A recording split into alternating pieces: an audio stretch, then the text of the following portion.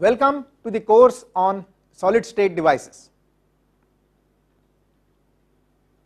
It is not uncommon to see electrical engineers treating solid state devices or semiconductor devices as black boxes to be used in the design of circuits. But with the semiconductor technology spearheading rapid advances in newer and newer areas of electronics and day-to-day life, it has become necessary for an electrical engineer or an electronic engineer to know in some depth about semiconductor devices. That is why a course such as this is very important in the curriculum dealing with electrical or electronic engineering. Now, what shall we do? How shall we start on this course? Now, let us look at an analogy. If you were to go to a restaurant to enjoy a nice meal, what would you do? You would start with appetizers. So, the first two lectures of this course are like appetizers for the remaining material that will be discussed in about 40 lectures. So, in the first two lectures, we will discuss about how we shall go about doing the various topics, what is the plan for the course, what is the importance of semiconductor technology, and some unique features about this. Let us start with diagrams or pictures of a few devices. So, here are a few devices. Let us try to classify the various devices that we come across.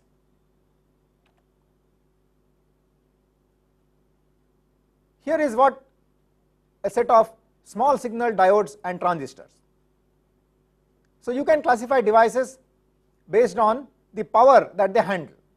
You have small signal devices and power devices. Basically, all these devices try to modify and amplify electrical power. This is an example of a power device, a high power insulated gate bipolar transistor. You see, the outward construction of this device is somewhat different from the small signal diodes and transistors which we saw. Mainly the difference is that a power device has to handle large amounts of power, and therefore it must be able to dissipate heat efficiently. Also, since it manages large amount of power, it is bigger in size. That is clearly evident in this particular diagram. So, this is a much bigger transistor than the small signal transistor we saw. You see here, this particular hole in this package is meant for attaching a heat sink which will enable us to efficiently dissipate the heat. So, one must remember, when we are talking of devices, the package that is used for housing these devices is also very, very important. However, we will not be dealing with packaging issues in this course, but we must not forget that packaging is also quite important for semiconductor devices. Here is another device, the high electron mobility transistor. This device is used for high frequency amplification. Note that the package of this device is quite different from the package of the devices that we saw just now for high power and small signal applications. So, this kind of package is suitable for high frequency applications. So, this is another way of classifying the device. You can have high frequency devices and low frequency devices. Now, apart from this, there are other ways of classifying devices. For example, you have discrete devices and you have what are called integrated circuit devices. Let us look at one such diagram here. this is a monolithic accelerometer. You see there are two chips here, this one and this one. The chip on the right, that is this particular chip, contains a number of devices integrated on a single semiconductor substrate. So this is an integrated circuit. On the other hand, the device on the left hand side is an accelerometer chip, that is a device which converts acceleration into electrical signal. These kind of devices are called MEMS devices, that is micro electromechanical systems. Mainly they involve conversion of mechanical energy to electrical energy and vice versa. So these are new kind of devices which are coming up and which have wide applications. Like the MEMS devices which convert electrical energy to mechanical energy and vice versa, you can also have what are called optoelectronic devices. Here is a laser diode, it is an optoelectronic device. Here you are pumping in electrical energy and what you are getting out is a ray of light, in this case blue light. So here you are converting electrical energy to optical energy. So these kind of devices are called optoelectronic devices. You can also have conversion of light energy to electrical energy. So you see these devices like the MEMS and the laser diode or optoelectronic devices involve conversion of energy of one form to another energy.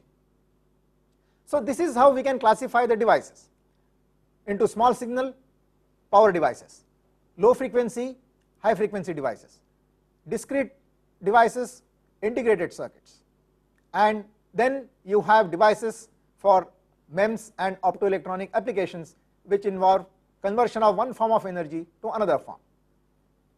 It will be necessary for us to understand why all these different kinds of devices have become so important. For this purpose, it is useful to look at the entire spectrum of systems which are used in electrical engineering.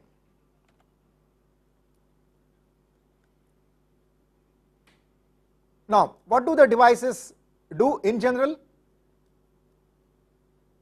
The devices serve to enhance performance, reliability and cost effectiveness of energy systems and information systems. So the systems used in electrical engineering can be broadly classified into energy systems and information systems. Now what are the energy systems? As you see, energy systems are involved in generation, distribution and regulation of electrical energy. So here the aim is to manage larger and larger amounts of energy and power. Now as against this, the information systems, they store, process and communicate information. Here the aim is to manage larger and larger amounts of information using lesser and lesser amount of power. So you want to store large amounts of information, you want to communicate large amounts of information in a very speedy manner, fast, and you want to do all these things using as low a power as possible. So you can classify devices based on those which are used for energy systems and which are used for information systems. But whatever the systems that may be under consideration, the devices that are used in these systems, if they are made from semiconductors, they help you to enhance the performance, reliability and cost effectiveness. That is the reason why the semiconductor devices have become so important. Now when we are talking of information systems, it will be very useful to look at the electromagnetic frequency spectrum that is used for communication purposes. This allows you another way of looking at the entire spectrum of devices. So you see here the range of 300 to about 30 kilohertz frequency. This is the frequency of electrical or electromagnetic signal. This particular range 300 to 30K is used for audio applications. As we go higher, you see that around 3 megahertz you have the amplitude modulated radio, wireless communication, and then you have wireless communication for FM and TV applications, that is between 30 megahertz and 300 megahertz here. You also have another band of frequencies for TV communication around a gigahertz range. Beyond this, you have the microwave range. This range is normally used for communication using satellites and so on. And ultimately, you have a gap, and then you have very high frequencies of the order of pentahertz, between terahertz and pentahertz, which correspond to visible light. And this range is also being now considered for communication applications, and that is where you have the importance of optoelectronic devices. So based on the frequency spectrum, also you can see how a variety of semiconductor devices are required. So you require devices for audio applications, in stereo systems and so on, music systems. You require devices which will be involved in wireless communication, right from megahertz range to tens of gigahertz range, that is a microwave range. And then you require devices at the frequencies which correspond to visible light. So this is another way of looking at the entire spectrum of devices. Now, when we talk about the frequency spectrum, many of you may have doubts as to why there are gaps in this spectrum, right? So you see a gap here, again a gap around 300 megahertz, and there a wide gap over here. Now this is an interesting topic as to why there are gaps in the frequency spectrum used for communication purposes, but this is beyond the scope of the present course. You will come across this subject when you talk about communications. Now, having discussed the classification of semiconductor devices and also seen why these devices are important, because they enhance the cost effectiveness and reliability and performance of the systems in which they are used, we are now ready to look at exactly what are the objectives of our course.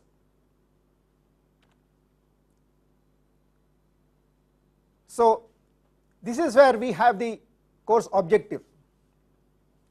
The specific objective of this course is to relate the terminal characteristics of devices to material parameters and ambient conditions.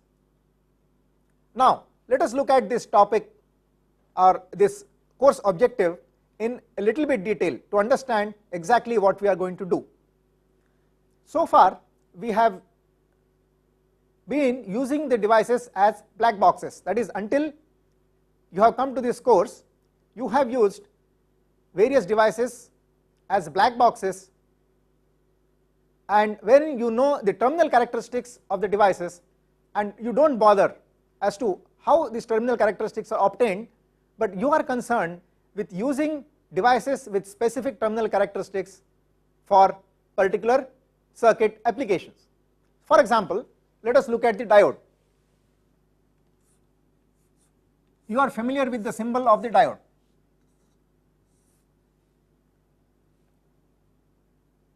Now you are also familiar with the terminal characteristics of this device. So it would look something like this. Whenever we are talking of terminal characteristics, we talk about the current as a function of voltage. So you apply a voltage across this device, and in response to this voltage a current flows. You try to relate this response, that is the current, to the stimulus, that is the voltage. So the current voltage characteristics for all the devices, solid state devices or semiconductor devices, the important characteristics of interest are the current through the device as a function of the voltage applied. So far you have treated the diode as a black box which gives you a rectifying current versus voltage characteristics. If you go to very high reverse biases, you know the device breaks down. You know several applications of this particular device. For example, you know that the diode can be used for rectifying purposes. Similarly, a diode in breakdown can be used for generating a stable voltage independent of the current. Another example of a device that you know is the transistor, the bipolar junction transistor. So this is a 3-terminal device, unlike the diode which is a 2-terminal device. So here you know the input is a current, this terminal is called the base terminal, this terminal is called the collector terminal, and this terminal is called the emitter terminal. Now the input is between base and emitter. You have a IB or base current as input, and you have a collector current as output. Now you also have input and output voltages. For example, here between base and emitter you have an emitter base voltage VBE, and similarly here between collector and emitter you have a voltage that is VCE, collector to emitter voltage. Now the terminal characteristics of interest for this device are the collector current IC as a function of the collector to emitter voltage VCE. So this IC versus this VCE, which is controlled by the base current. So for different base currents you have different collector currents as a function of the collector to emitter voltage. So it is something like this.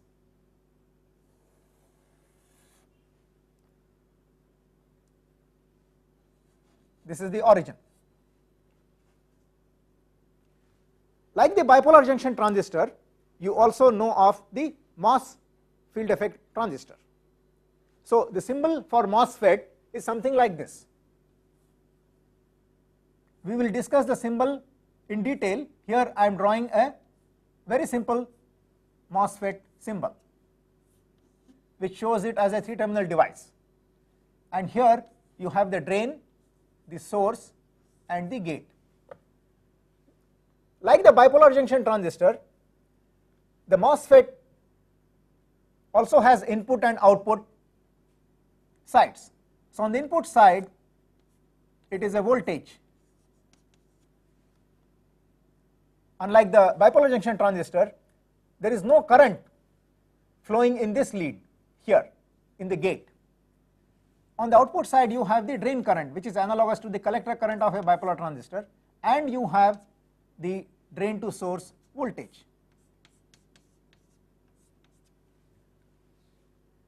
Now the characteristics of interest for this particular MOSFET also look very much like this.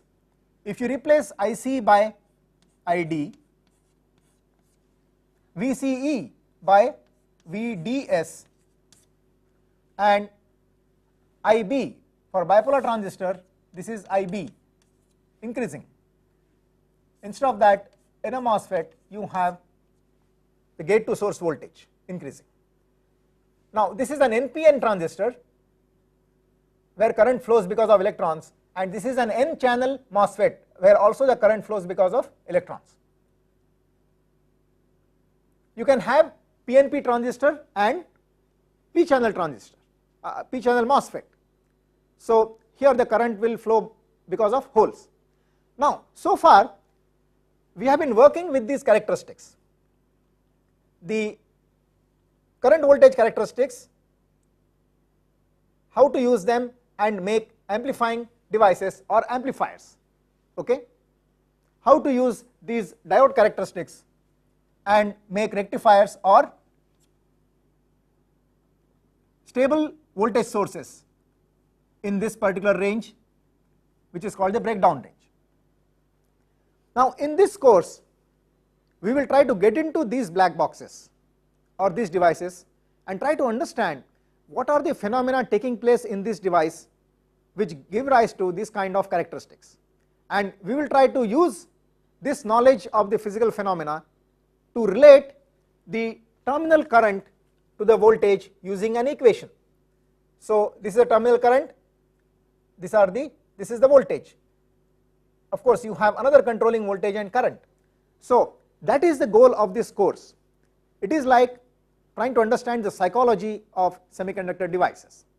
So as shown in the slide here, the course aims at relating the terminal characteristics to parameters of the device and the ambient conditions.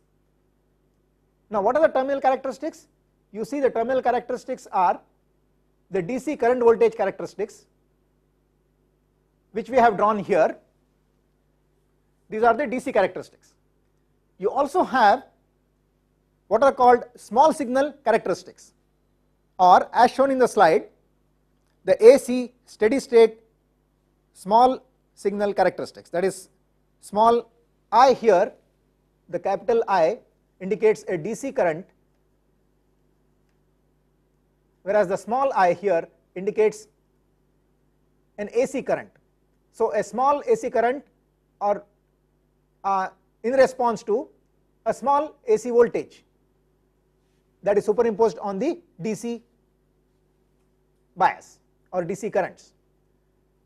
Another kind of terminal characteristics are the transient characteristics, wherein you apply a time varying voltage, a sudden change in the voltage, and you try to see how the current changes as a function of time. Now in this course we will focus only on the DC and the small signal characteristics. We will not do the transient characteristics. Now these characteristics, the current voltage characteristics, will be expressed in terms of material parameters and ambient conditions. What are the material parameters associated with the device? As the slide shows, these are the geometry of the device, the doping level. You know, in semiconductors we use impurities to change the concentrations of electrons and holes, so that is called doping. Then you have other parameters about which we will be discussing in detail, such as the energy gap, the mobility, the lifetime.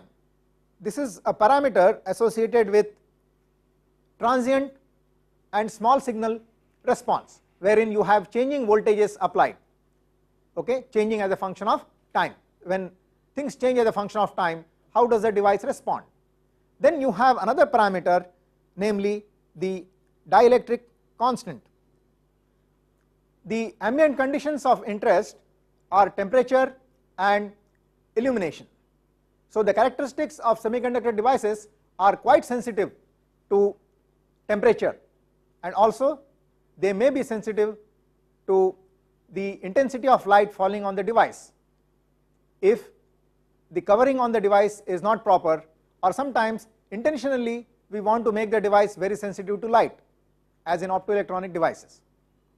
So that is the goal of our course, okay, relating terminal characteristics to internal physical parameters, material parameters and ambient conditions by equations, by understanding the various phenomena taking place in the device.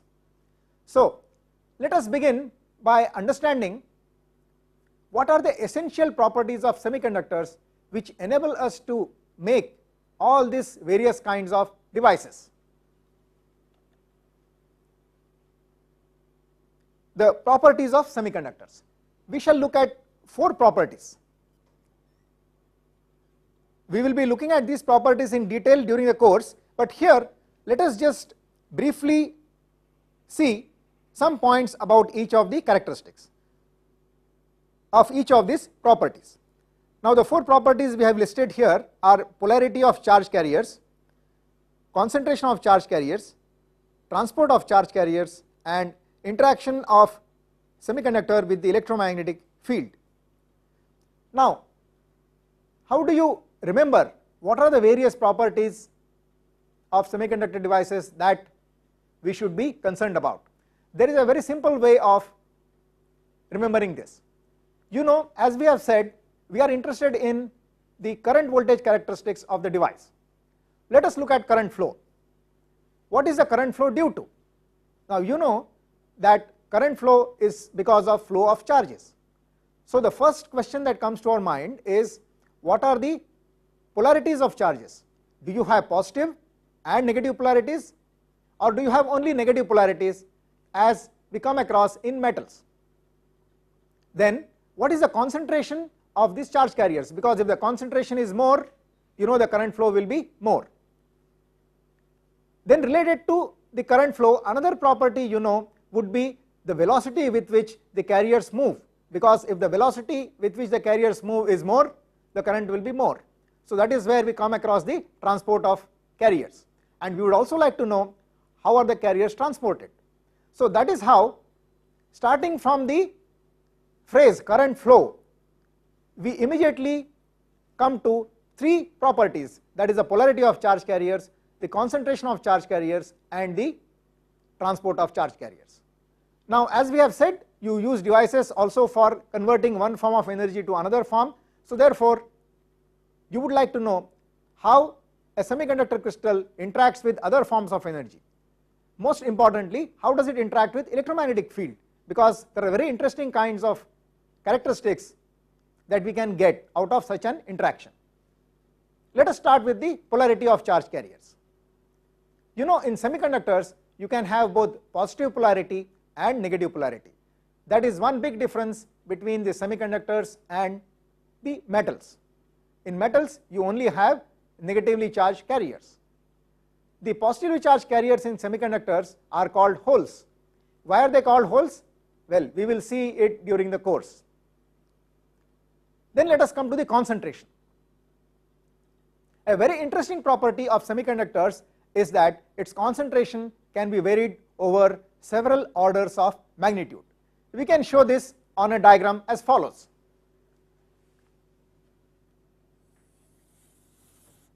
So supposing this is a scale which shows the concentration of carriers in different materials.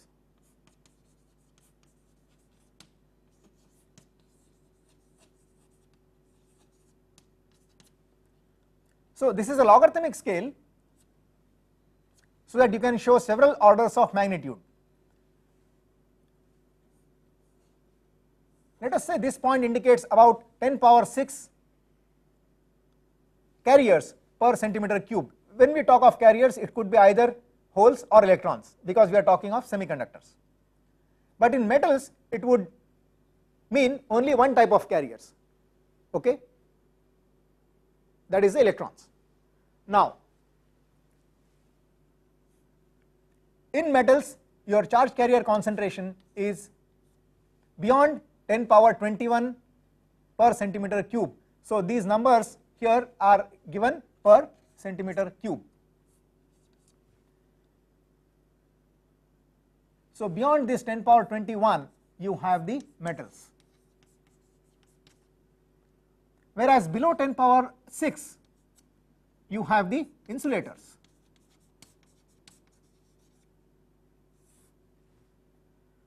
And in between 10 power 6 and 10 power 21 you have the semiconductors.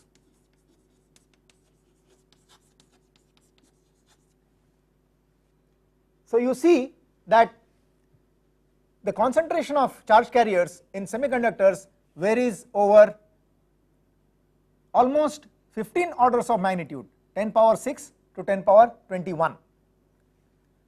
Now please note that these boundaries are not very hard and fast, okay. So these are rough boundaries. So this is not precisely below 10 power 6 that you have insulators. Around 10 power 6 cc, okay, is the boundary between semiconductors and insulators, and around 10 power 21 is the boundary between metals and semiconductors. Now, what are the various ways in which we can achieve this variation in concentration? You can achieve this variation in concentration by introducing impurities into semiconductor, that is by doping, or by shining light, that is by illumination. You can also vary the concentration by changing the temperature. So these are several ways in which you can vary the concentration in semiconductors: doping, illumination, and temperature variation. Now let us look at the third property shown on the slide, the transport of charge carriers.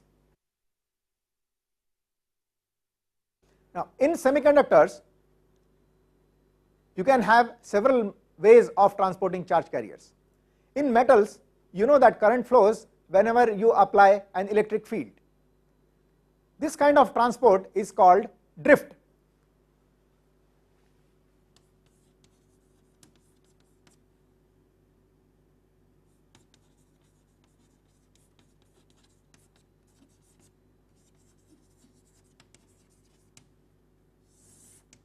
So in metals, your current flows only because of drift, but in semiconductors the current can flow also because of what is called diffusion.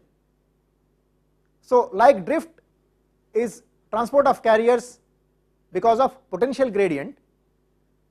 One point you have high potential, another point you have low potential, you have a potential difference between 2 points, and then therefore the carriers are transported. Carriers are transported because they have charge, and charge responds to electric field. That is why drift occurs. In diffusion, you have flow because concentration of charge carriers is different at different points in a semiconductor. As we have seen, the concentration of carriers can be varied over a very wide range in semiconductors. Therefore, the possibility of diffusion in semiconductors is very, very strong. So diffusion current is the current because of concentration gradient, as against the drift, which is current because of potential gradient. So diffusion is another mechanism of transport. You have also thermoelectric current.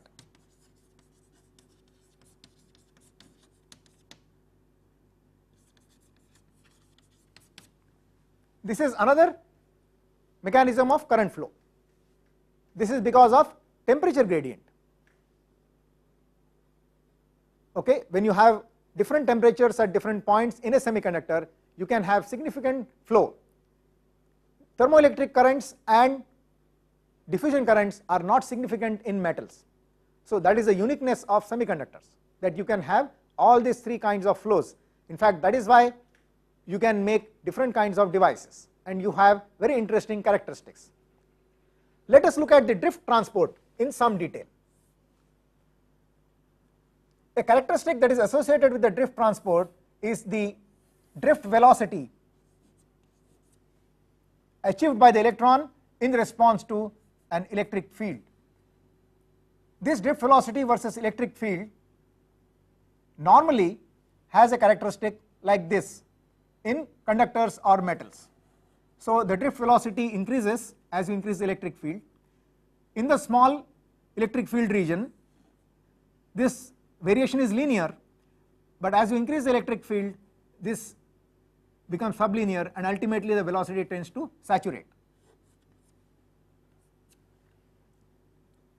In most semiconductors, this kind of a behavior is there, but in certain semiconductors, such as the gallium arsenide, which are called compound semiconductors, you have a very interesting kind of behavior where the drift velocity increases with the electric field, reaches a peak, and then it falls before saturating. So in other words, that behavior is something like this.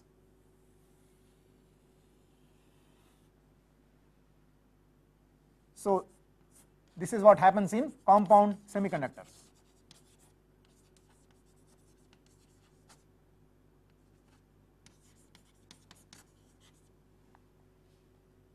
So this is a very interesting characteristic. Now because of this, happens is that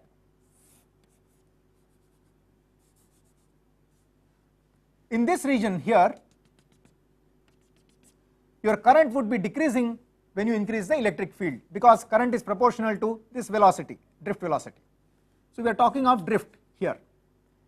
If the current decreases with electric field in this region, it is a situation of negative differential resistance, because di by dV is negative. So dV by di is related to basically this voltage, this drift velocity versus electric field characteristics, because voltage decides the field and the drift velocity decides the current. So negative slope of Vd versus E would imply in this range a negative differential resistance dV by di. So R equal to dV by di is less than 0 in this range for compound semiconductors. There are very interesting applications of this property of negative resistance. So this is something that you cannot get in metals. Okay? So negative resistance can be used to make oscillators. This we will not discuss in detail, we are only mentioning some interesting characteristics of semiconductors related to carrier transport. Look at this drift velocity versus electric field behavior for small electric field, that is this range. The drift velocity by electric field ratio here is a constant. So Vd by E is a constant and it is called the mobility. This mobility decides what is called the resistivity of the sample. So resistivity depends on the carrier concentration and the carrier mobility. The mobility can be varied by several means in semiconductors. So when you vary the mobility, you get a variation in the resistance or resistivity.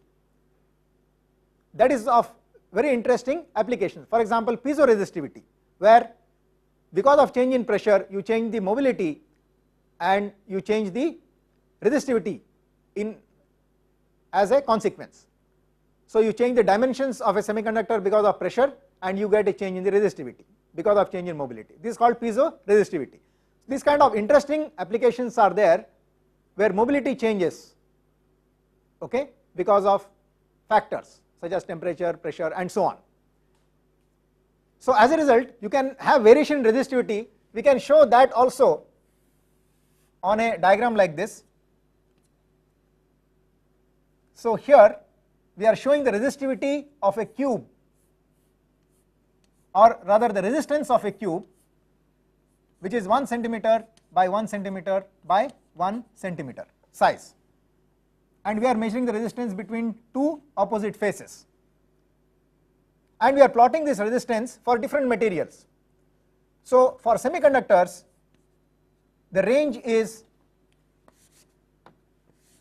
from 10 power minus 3 to 10 power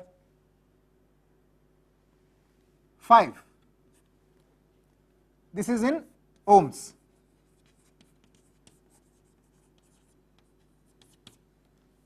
So we are talking of resistance of this block. This is semiconductors. Here you have insulators,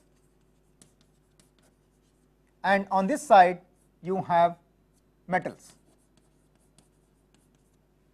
So again a very wide range in resistance variation because of change in the concentration and also change in this mobility.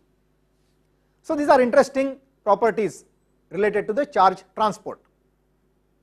Let us look at the fourth property on the slide, that is the interaction of semiconductors with electromagnetic field. Now you know, when the light falls on any surface, part of it is reflected and part of it is absorbed. Now when light falls on a wall, for example, the part of the light that is absorbed results in slight increase in temperature of the wall. otherwise you do not see any significant effects. But when light falls on a semiconductor, the part of the light that is absorbed gives rise to several interesting phenomena. What are these? Let us look at them. One possibility is, for example, this is the light wave, nu is the frequency of light falling on an atom of a semiconductor. The bonds break and the result is a free electron and a hole. So electron hole pair generation because of light falling on an atom. So energy is absorbed and it results in breaking of the bond and it gives rise to an electron hole pair. As a result of this generation of free carriers, the conductivity of the semiconductor changes, and therefore this effect is referred to as photoconductivity.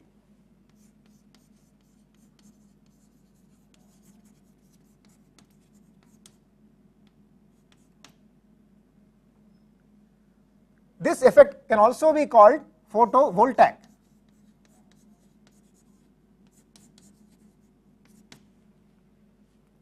Because these generated electron hole pairs can give rise to a voltage between the two terminals of a device. Now you can also have the reverse effect, that is, you can have a situation where free electrons and holes in semiconductors, they recombine and the energy is given away as light. This effect is called electroluminescence, that is, input energy is electrical and output energy is light, so electroluminescence.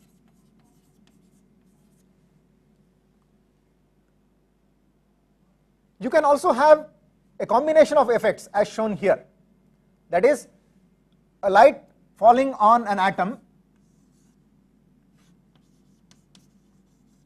gives rise to electron hole pairs, and these electron hole pairs recombine and give rise to a light output.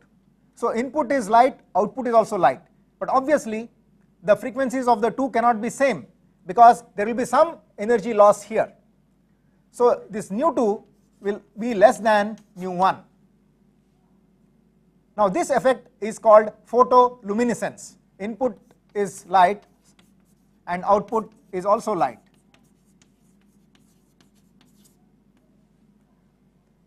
So you see, in semiconductors you have all these possibilities of interaction of light with semiconductors, that is, you can have photoconductivity or photovoltaic effect, you can have electroluminescence, or you can have photoluminescence. In fact, the electroluminescence phenomenon is used to make the light emitting diodes and laser diodes. Input is light energy, input is electrical energy and output is light. Similarly, photoconductivity and photovoltaic effects are also useful. Photoconductivity is used for detecting light. So you have a resistor whose resistivity changes when light falls. Change in resistivity is used for detecting the light. On the other hand, in solar cells you have photovoltaic effect where light is the input and it generates an electrical energy. So you have a voltage source generated as a result of absorption of light. So these are the important properties of semiconductors. Now let us look at the plan for this course. You have 2 lectures as preface. These lectures include the present lecture which introduces the course. Next lecture will deal with some interesting aspects of semiconductor technology. So these 2 lectures which form the preface act like appetizer for the course. Then we will discuss the fundamentals of semiconductors in 16 lectures in part 1, and in the remaining part of about 24 lectures we will discuss the various devices. So total of 42 lectures are there in this course. Now let us look at the details to be covered. In the preface, first lecture is introduction, and the second lecture is Evolution and Uniqueness of Semiconductor Technology. In this, we will see many aspects of how this technology has evolved and become so important. Then, the next topic of discussion would be equilibrium carrier concentration. How the carrier concentration varies as a function of temperature in pure and doped semiconductors, to which no impulse other than temperature or thermal energy is imparted. So there we will find the generation and recombination of electron hole pairs gives rise to a picture which looks something like what is shown in the slide. So you see appearing and disappearing dots and circles. Circles are holes and dots are electrons. Next, we will discuss how the carriers are transported. So under equilibrium conditions, that is when there is no impulse applied, the carriers in a semiconductor are in random thermal motion as shown in this slide. This movement is like the movement of dust particles. Over and above this random movement, a directed movement is superimposed by several means. For example, if you apply an electric field, then you find holes moving from left to right in the direction of the electric field and electrons moving from right to left. This directed motion is superimposed over the random motion. So you have a combination of the two. Now what is the velocity acquired by the carriers? These are the issues that we will discuss in carrier transport. There are of course other than electric field which can give rise to motion, such as concentration gradient and so on. Next topic of discussion would be excess carriers. So as shown in this slide, for example, if you have the semiconductor under equilibrium and if you switch on a light source which is right next to the semiconductor, slowly the carrier concentration will increase as shown in this slide. Then it will acquire a steady state. Now there is a finite non-zero time that elapses between the steady state and the instant at which the impulse is applied. As we will see, this time is related to a fundamental parameter of semiconductor, namely lifetime. The lifetime also controls the decay of carriers when the impulse is switched off. So now you see the impulse has been removed and the carriers are slowly decaying to their initial concentration, that is concentration when there was no light source.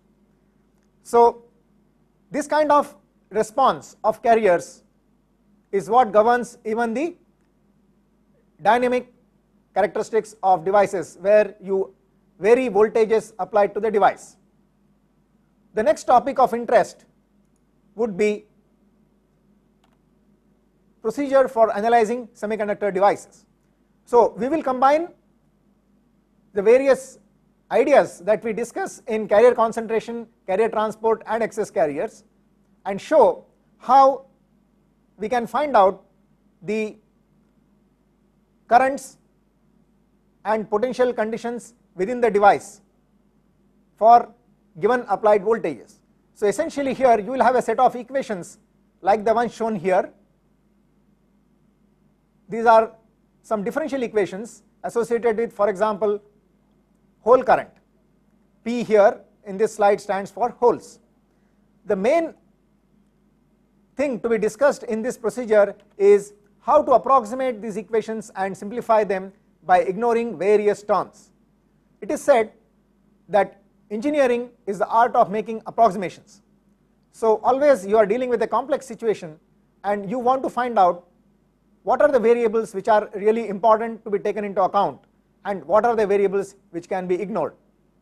So this is essentially what we shall discuss in this procedure for analyzing semiconductor devices. How to get simple equations representing the phenomena. Next we will come to the devices. So far whatever we discussed formed a part of the fundamentals and preface. The first device we will discuss is the p-n junction. Both forward and reverse characteristics of p-n junctions will be discussed. Next we will discuss the characteristics of bipolar junction transistor. Transistor is a device that is obtained when you put two p-n junctions in close proximity as shown in this slide. This is a 3-terminal device. So you have what are called input terminals. In this case it would be this terminal here, which is the positive terminal P, and this terminal which is N. This constitute the input, and this terminal, the negative terminal here, and the ground constitute the output. So you have a common terminal, that is a terminal which is common to input and output. So we shall see the various characteristics of these transistors. Now when we are talking of characteristics, we mean current versus voltage characteristics. That is, you apply the voltage and you see the current. That is what is shown in this slide. So arrows indicate currents and the polarities indicate the voltages. Towards the end of the course, we will also discuss a variation of this device, namely the heterojunction bipolar transistor, wherein you see that this particular P region has been modified as shown by a different color. The modification involves using a different material than the material used to form the N and P regions adjacent to it. So this is the so-called emitter region of the bipolar transistor. So we will see what are the advantages of such modification. So here what you have is a heterojunction between this P region and the adjacent thin N region. That is why it is called a heterojunction bipolar transistor. The next topic of interest would be metal oxide semiconductor junction. So like the p-n junction, this is also an important device. Here you see you have a metal electrode on an insulator, and this insulator is grown on a semiconductor. So you have a capacitance associated with this metal and this semiconductor. This is also like a junction. So what are the characteristics of this particular junction? Because of this insulator present here, there is no DC current flow. So what is of interest in this case is only the capacitance as a function of the voltage applied. After this we will discuss a related device, that is the MOS field effect transistor. This is formed by applying two contacts, N plus contacts, here as well as here, right on the two sides of the P layer, right next to the interface. So you have a current flowing between the positive terminal of these two contacts and the ground or the negative terminal, and this current flow, which is along this silicon dioxide semiconductor interface shown by the arrow, is controlled by a voltage applied to the metal with respect to the N-type contact here, which is called the source. Next we will discuss another device very briefly, that is the junction field effect transistor or junction FET. Here it is like a MOSFET, except that the current flows in the N region, which is very thin, and this current is controlled by a p-n junction here. So you are applying a voltage to this P layer with respect to N, it is a reverse bias, and as a result of which this current can be modulated. A variation of the junction FET is the MESFET as shown in the slide. So you see here the P region has been replaced by a metal region.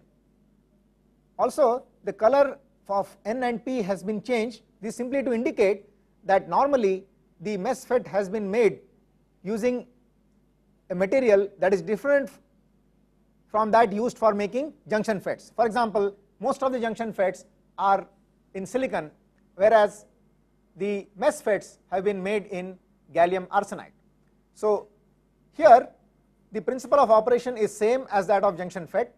A voltage applied to the metal electrode here modulates the current flow in this N region, which is in the perpendicular direction to the voltage or the field applied, that is controlling this current. We will discuss a very interesting recent modification of this structure, that is the heterojunction FET. This is shown in the slide here. Now what has happened is that it is similar to a MESFET, except that the current has shifted from the N region to the NP heterojunction here. So NP heterojunction because the N region is now made of a different material than the P region, unlike in a MESFET. That is why this is shown with a different color. The color of the N region is different from P region. So that is where you have a heterojunction here, and the current flows along the heterojunction interface, and this current is controlled by the voltage applied to the metal here. So that is the plan for this course. To summarize this introduction lecture,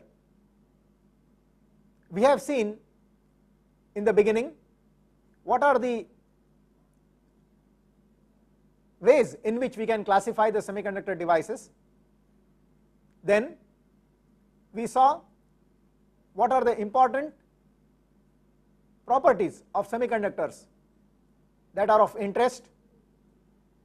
This discussion was very brief because, as we said, the first two lectures are only appetizers, and then finally we provided a plan or a blueprint for this particular 42 lecture course, wherein we said we have 2 lectures of appetizing or interface or rather preface, and then we have 16 lectures of fundamentals, and we have 24 lectures of devices.